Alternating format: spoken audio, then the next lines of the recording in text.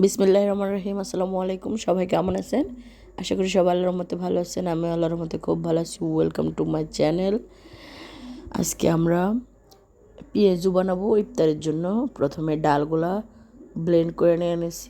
ডালগুলা blend করার সময় একবারে পুরা মিহি করা যাবে না, একটু রাখতে হবে। একটা দুটা ডাল গোটা বা একটু আধ ভাঙ্গা করে রাখতে হবে। তারপর দিয়ে দিছি পেঁয়াজ কুচি, সামান্য পরিমাণ রসুন বাটা। রসুন বাটা অত বেশি দিতে হয় না। তারপরে দিয়ে দিছি কাঁচামরিচ কুচি। তারপরে এক এক করে সব মশলা দিয়ে দিব, গুঁড়া মশলাগুলা। তারপরে দিয়ে দিব হলুদের গুঁড়া,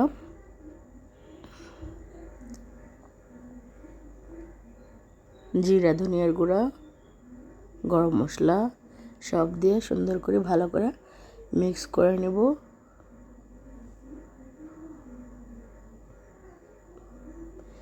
এভাবে রেডি করে আপনারা ফ্রিজেও রেখে দিতে পারেন, তাহলে পরের দিন আর বানানোর জন্য ঝামেলা হবে না। আমাদের ডালটা ভালো করে মাখায় নিতে হবে, সবটাতে পেঁয়াজ মশলাগুলো ভালো করে সবটুকুর মধ্যে যেতে হবে।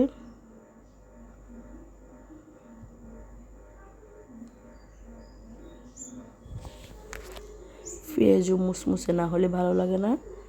আমাদের ডাল মাখাটা রেডি হয়ে গেছে।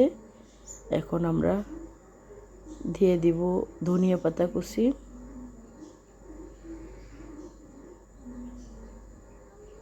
তারপর মধ্যখানে লবণ দিয়ে দিচ্ছি। তাই ক্যামেরাতে উঠে নেয়, মোবাইলটা তখন অফ ছিল। এখন আমরা দিয়ে দিব চুলায় তেল গরম হতে দিয়ে দিচ্ছি। তেলটা গরম হয়ে গেছে। এখন আমরা তার মধ্যে এক এক করে পেঁয়াজগুলো দিয়ে ভেজে নেব।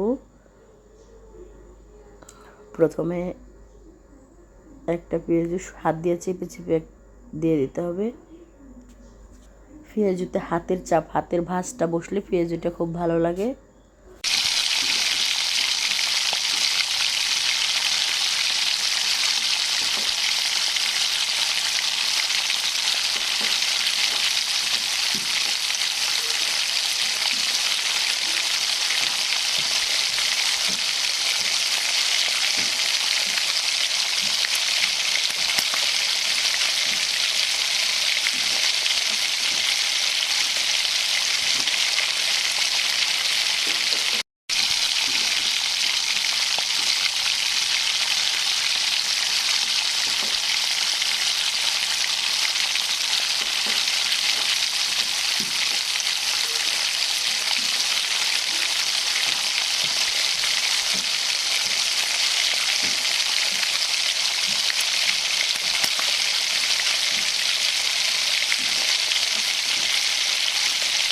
আমাদের পেঁয়াজগুলো দেখেন হয়ে গেছে, এরকম গোল্ডেন কালার করে ভেজে উঠায় নিতে হবে।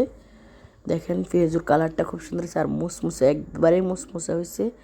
এভাবে পেঁয়াজু বানা দেখবেন। যদি ভালো লাগে আমাদের চ্যানেলটা সাবস্ক্রাইব করে দেবেন, লাইক কমেন্ট শেয়ার করে দেবেন। সবাই পরবর্তী ভিডিওর জন্য অপেক্ষায় থাকবেন। আসসালামু আলাইকুম।